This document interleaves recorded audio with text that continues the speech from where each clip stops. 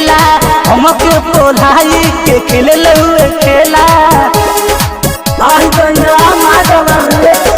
मिले बोलो हुए सखी रे अकेला हमके पोलाई के खेले हुए खेला रहुए धधाइलू धहुए झपट के दिल्ली बना जाई रवा पटक के दिल्ली बना जाई रवा पटक के ले चुमाई रवा पटक के ले चुमाई रवा पटक के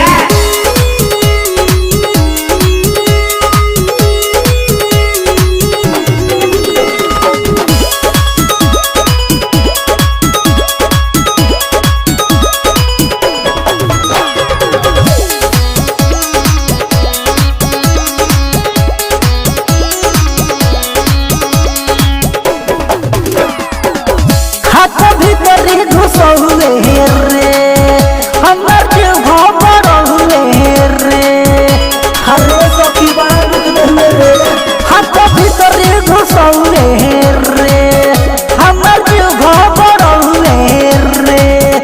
अरे बहिया में धौवे सखी रे मटक के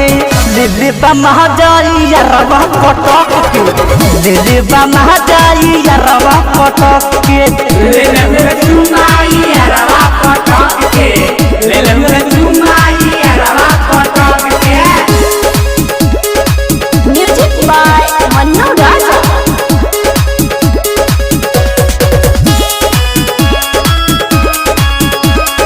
म्यूजिक बाय अमन रॉक रहुए मनु के साथ रे संजय को हुए घाटे रे अरे डीजे में बोलो रहुए मनु के साथ रे नीरज को हुए घाटे रे अरे टाइगर विकास चल पटुए चपक के दिल्ली बना जाई रवा पटक के दिल्ली बना जाई रवा पटक के ले चुमाई रवा पटक के